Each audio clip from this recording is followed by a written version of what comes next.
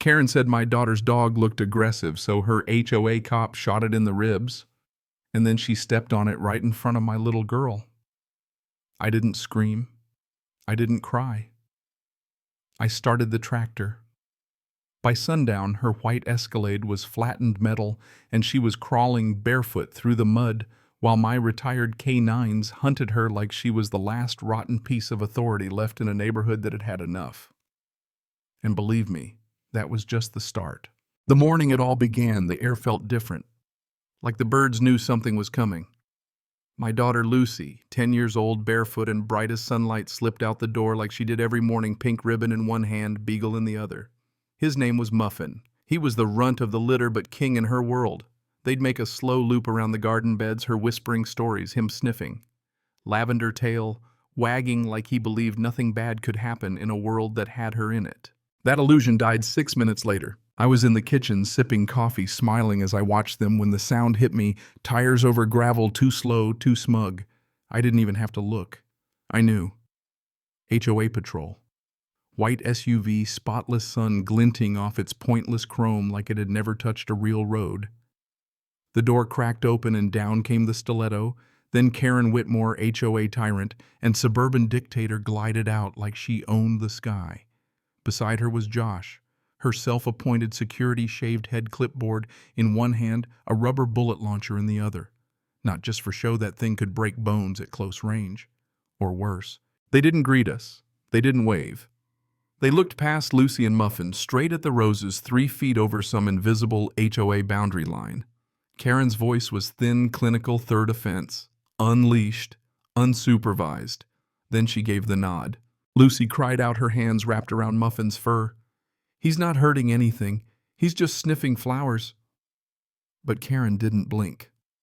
"Rules don't bend for bow ties and baby voices," she said, sweet as cyanide. Josh lifted the launcher. I dropped my mug. The shot cracked through the morning like a gunshot from hell.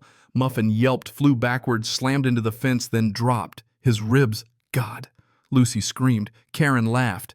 And then, wearing those stupid spotless heels, she stepped forward and crushed his paw like it was a spider underfoot. Next time she said, "Buy a leash." I didn't remember moving, only the sound of the front door slamming behind me, the screen flapping, my pulse turning to iron. I crossed the yard. Karen didn't even flinch. "Oh, look," she said. "The tractor man. I'll send the fine to your mailbox." I didn't answer. I got in the John Deere, turned the key, let the roar announce itself. Josh yelled something about trespassing, but it was too late. I floored it.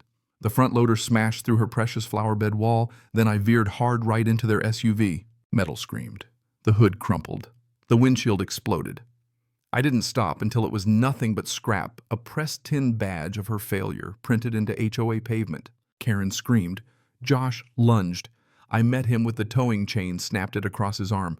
The launcher hit the ground. I kicked it into the drain. He swung, I ducked, elbowed him in the jaw. He dropped. Karen was backing away, face pale now, voice shrill. "You're insane! You shot my daughter's dog," I said, stepping closer. "You stomped on him." "I was enforcing community guidelines," she stammered. I ripped the clipboard from her hands and snapped it in half. "You think I'm done?" I growled. She stumbled, tripped on a sprinkler, scraped her ankle, reaching out like someone might help her.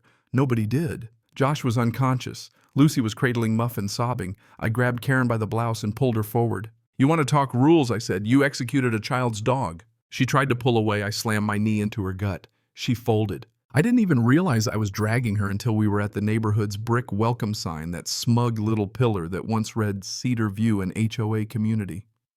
I slammed her shoulder into it twice. Not to kill her, just to make her remember it. Her power was gone and she felt it now. Her mascara ran like poison. Her screams weren't from pain anymore. They were from shame. And then I opened the gate. 3 shadows stepped out, my old partners. Kilo Ranger Bishop, my retired Belgian Malinois, trained loyal, fierce. Karen saw them and shrieked. "Call them off. I'm an HOA officer." I smiled. "They don't take orders from tyrants." She ran, or tried to. But those dogs don't run. They circle. They corner. They judge. She collapsed in a puddle, covered in her own screams. I leaned down, whispering like a priest to a sinner. "You didn't stop when Lucy begged. Why should they?" And then, as if justice itself had a sense of humor, Kilo lifted a leg and pissed right on her back. Phones were out. People recorded. Karen was finally exposed. She tried to speak, no one listened. Later that night, the video hit 2 million views. Hashtag Justice for Muffin trended nationwide. Karen tried to hold a meeting. Beige pantsuit, bruised lips, trembling smile. "Let's not let one incident undo years of order," she said. I stood up. "You shot my daughter's dog," and laughed. Gasps. Then Lucy stepped forward holding Muffin in a towel. "He was sniffing flowers," she said. "You called him trash." The room fell silent.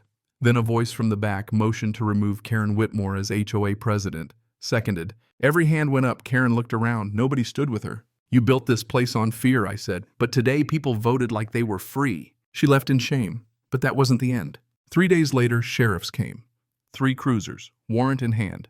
Karen was arrested for animal cruelty, unauthorized armed enforcement, and evidence tampering. Turns out the footage showed it, all the nod, the stomp, the laugh. Lucy stood beside me as they led Karen away. She didn't smile, she didn't gloat, she just watched. "She's not scary anymore," she whispered. "No," I said, "she's not." Karen's name was added to the county blacklist, barred from civic roles forever. HOA office shut down. Fines stopped. Peace returned. But that peace, it needed a reminder. So I went to the impound, hauled out the wrecked SUV, and built a statue of Muffin. 3 feet tall, welded steel tail up, chest proud.